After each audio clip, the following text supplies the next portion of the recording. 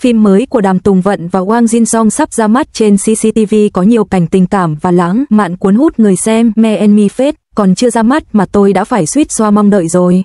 Thật sự mà nói, với bộ phim sở hữu những thành tích vàng son, tác phẩm gốc của Lương Hiểu Sinh cộng Quách Tĩnh Vũ sản xuất cộng Đàm Tùng Vận đóng chính cộng CCTV sản xuất, ai mà nỡ lòng xem lại chứ?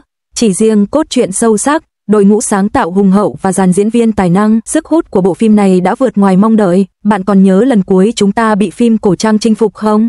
Đó là khi Thế Giới lần đầu tiên trở thành hit, phải không? Cảm giác chân thật, cảm xúc vừa sâu lắng vừa dịu dàng ấy, Lương Hiểu Sinh quả thực rất biết cách viết. Năm nay ông đã 76 tuổi và được mệnh danh là vua của các vua phim cổ trang Trung Quốc. Tác phẩm mới nhất của ông, Tôi và Số Phận, thật sự phi thường.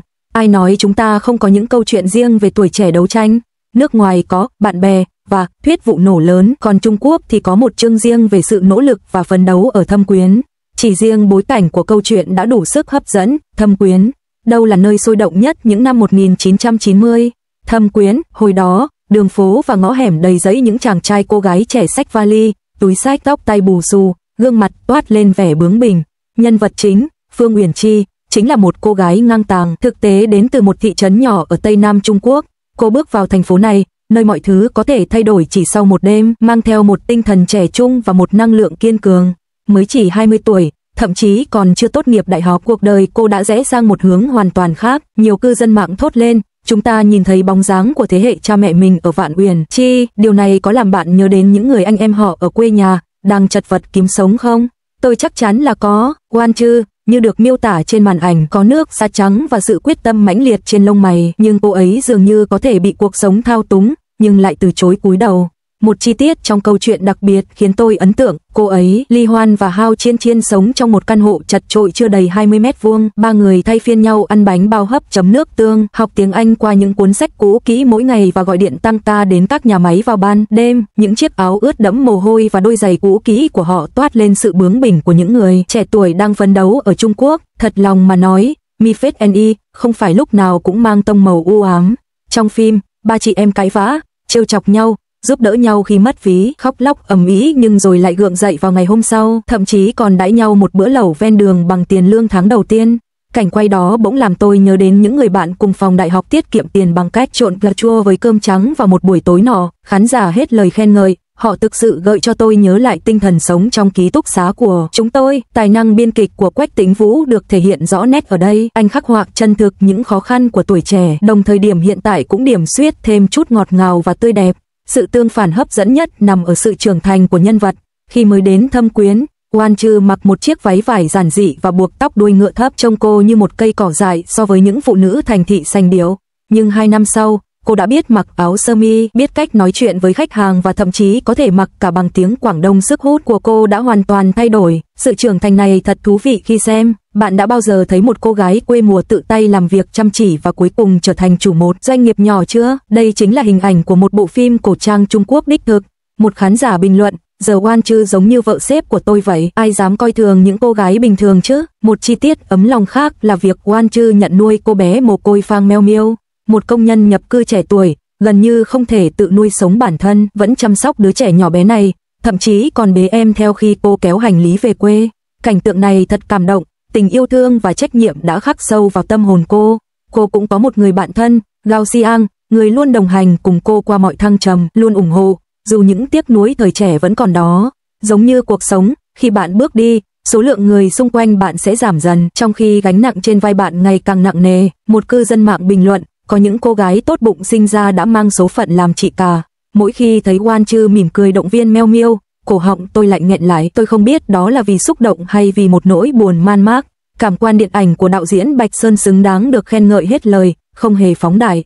Cảnh mở đầu, hình ảnh tĩnh của một ngôi làng miền núi Tây Nam chìm trong sương mù, với tiếng gà chó gáy và những củ khoai tây nảy mầm trên đồng ruộng đã lột tả hoàn hảo bản chất quê hương nông thôn thời thơ ấu của tôi.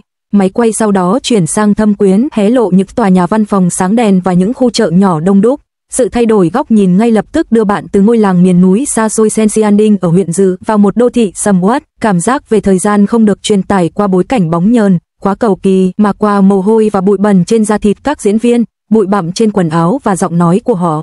Một cư dân mạng bình luận, đây mới là thâm quyến đích thực của những người lao động nhập cư, chứ không phải thiên đường cổ tích được chỉnh sửa. Dàn diễn viên cũng rất xuất sắc, Đàm Tùng Vận, người vào vai Phương Uyển Chi có khuôn mặt trẻ thơ nhưng khắc họa trọn vẹn những khó khăn và sự kiên cường của một người trưởng thành. Lý Quyên của Đông Thanh và Hạo Thiên Thiên của Tây Vương có tính cách trái ngược nhau, một người vui vẻ, một người hung hăng, và bộ ba này có sự kết hợp ăn ý tuyệt vời. Về phần diễn viên phụ, chỉ riêng ngoại hình của Vương Kim Tùng đã cho thấy anh là một diễn viên kỳ cựu, sự thay đổi trong ánh mắt toát lên một cảm giác áp lực khó tả. Cao Tường của Cao Tử Đình ấm áp như chăn điện mùa đông, rồi còn những gương mặt quen thuộc như Lưu Vĩ và Đồng Lỗi, mỗi nhân vật đều được khắc họa rõ nét, khiến bạn muốn thốt lên, đây không phải diễn xuất, đây là chú, dì, họ hàng, hay thậm chí là anh và em.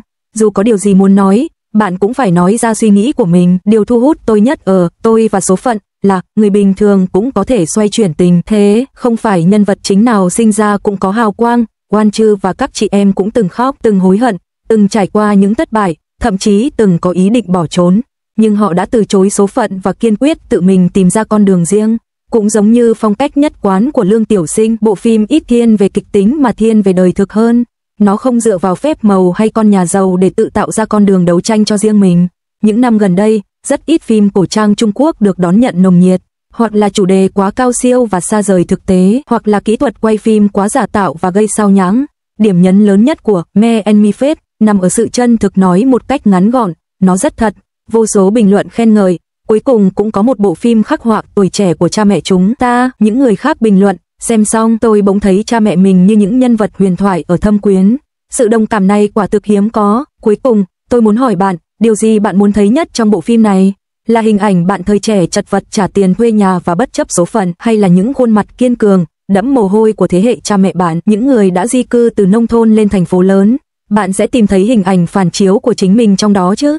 Hay nó sẽ gợi cho bạn nhớ đến người họ hàng ở quê nhà nói thứ tiếng địa phương khó hiểu đó? Hãy để lại bình luận và cho chúng tôi biết bạn mong chờ phần nào nhất của câu chuyện trong phim, hoặc những khó khăn trong cuộc sống thực của gia đình bạn. Giống như Quan Trư và những người khác, bạn đã từng vật lộn, cười và khóc chưa? Ai mà biết được, những điều kỳ diệu của cuộc sống thường ẩn chứa trong những khoảnh khắc bình dị nhất của chúng ta. Thành thật mà nói, Me and Me Fate là một bộ phim rất hay. Tôi rất mong chờ ngày phim ra mắt và xem nó thỏa thích.